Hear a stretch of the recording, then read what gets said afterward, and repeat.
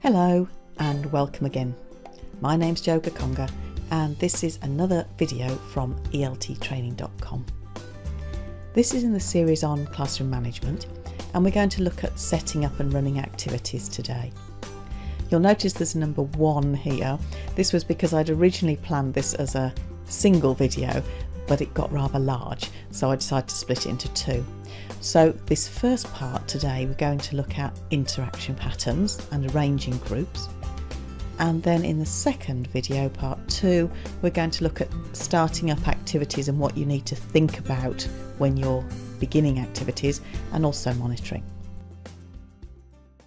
But let's start with our first part. So I want to talk about interaction patterns. So interaction patterns are what's happening with the teacher and the learners in the class. There are lots of different interaction patterns, of course. This is the one that probably springs to your mind first because it's the most traditional, but it has a valid part in any kind of classroom, I think. Here you can see that the teacher is engaging with the learners, that it's a question and answer type of session, and this is a useful way of imparting information to a class. But it is worth considering the mathematical implications of how much practice learners get in a language class using this interaction pattern. So for example, if we have a 60-minute lesson and we have 20 learners, then a bit of fairly basic maths shows us that they've got a maximum of 3 minutes each to talk. And half of that's going to be the teacher talking, at least half. So you can see that given that interaction pattern, even where it's interactive and you've got teachers asking learners questions, you've still got a really small amount of time for each learner to practice. I realise this is an extreme situation and probably nobody's going to have that much teacher-learner interaction as a whole class, but it is worth considering this, I think. So what's better? Well, learners working collaboratively together is always going to produce more talk and more time for practice. There are lots of good reasons for learners to work collaboratively though. There's an increased potential for learning. We learn through each other, we learn through talk. You'll get more out of things if you're talking to people. There's an increased confidence if you've got your friend next to you and you've asked them the answers and they've got the same as you, or even if they haven't and then you've discussed it, you're probably going to feel more confident about feeding back to the whole class afterwards. But mainly there's just, in terms of language classes and the need for practice, working collaboratively gives increased language use. So this might be to check answers. For example, after you've done a reading or a listening and they've written their answers down, they might want to check with the person next to them. This is usually called peer checking. This will really help to maintain a good atmosphere in your class and to increase their confidence and again increase language use. You might get them working collaboratively doing exercises, finding patterns in language if you're teaching grammar inductively, for example. All of this is useful. You might get them doing discussions together. You might get them doing role plays together. So there's lots of ways in which this can happen. Learners can work collaboratively in pairs, of course, or also in groups. Now, this group, I chose this picture because I liked it, but I think this group's probably rather large for a language class because if you've got larger groups, somebody tends to get missed out. So the question, of course, is what is the best group size? And I would suggest that probably 3 to 4 people, maybe 5, up to 6. But even when you're getting to those kind of numbers, somebody often gets left out. So it's best to keep the group sizes a bit small. This will depend on your class size a bit, of course, as well.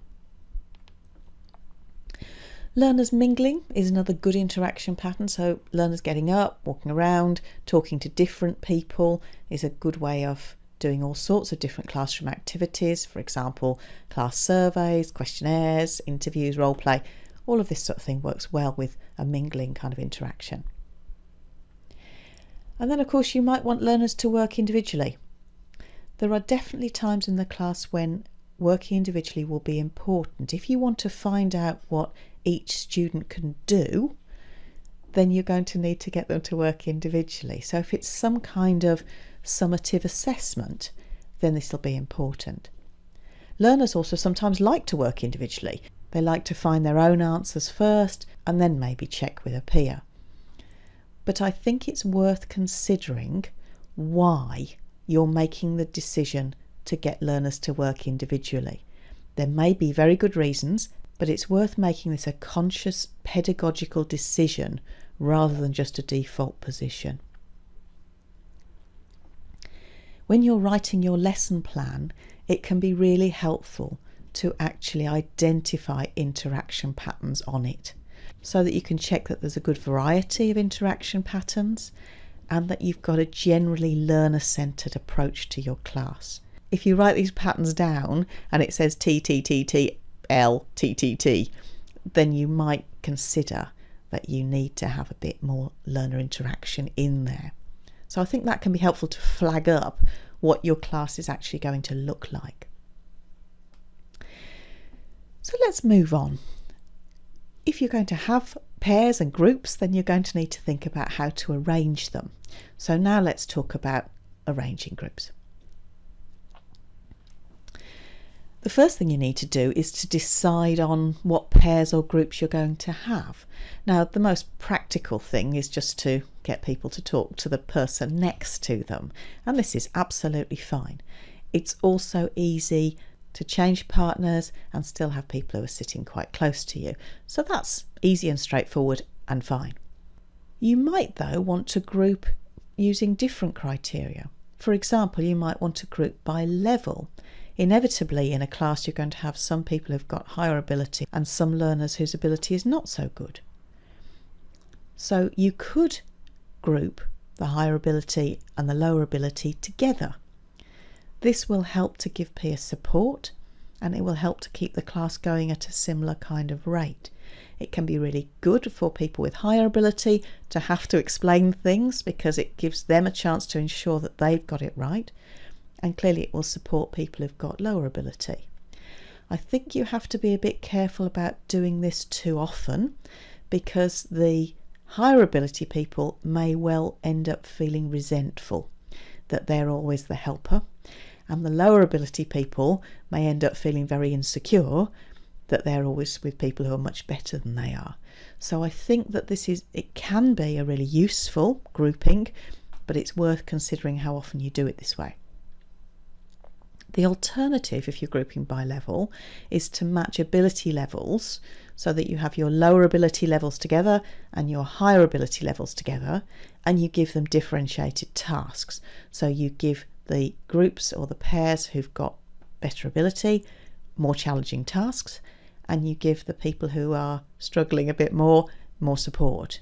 So that can be another way of grouping by level. You might just want to group by friendship. Learners often work better with people that they feel comfortable with, especially within a language situation, because inevitably it's a bit embarrassing speaking a foreign language.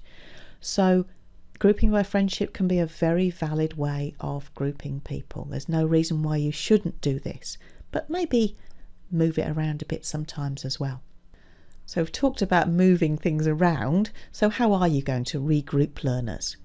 Well, there are lots of ways of doing this. You can just say to them, go and find a new partner. But what will happen is you will have general chaos in your class for a few minutes. So it's probably better to be a bit directive about this. It generally works more smoothly if you do. So what you can do is give them numbers and give other groups a number, and then ask them to go and sit with the person who has the same number as they do. And that will be hopefully fairly smooth. As well as numbers, you could give them, for example, names of fruit or names of vegetables or names of animals or whatever, and get them to pair up that way. If you're clever about this and you want to do it in terms of level, then you can think about specifically who you give which name to, so that you pair them according to level or according to whatever criterion you want to pair them without them really knowing. So that can be useful. You can also think about recycling language that you've already taught. So for example, here I've got pairs of collocates, so bread and butter, cheese and crackers, etc. You could give a small piece of paper to each person and tell them to go and find the person who they match. You can do this in a monolingual class with translations. You could have language that you've taught in the last class, for example, and translations of that language on other small bits of paper. Tell them to go and find the partner who has their translation. That might be useful. So there are lots of ways in which you can regroup learners in a useful kind of way.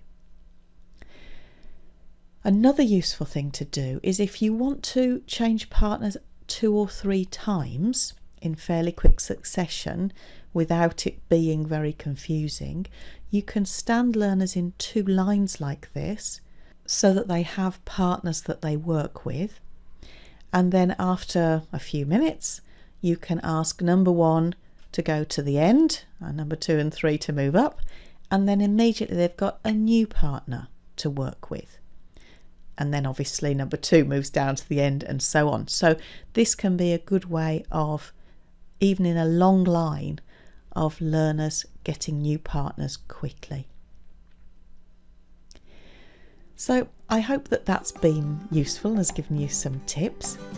Next time we'll be looking at starting up activities and monitoring. I look forward to seeing you then. Thanks for listening. Bye bye.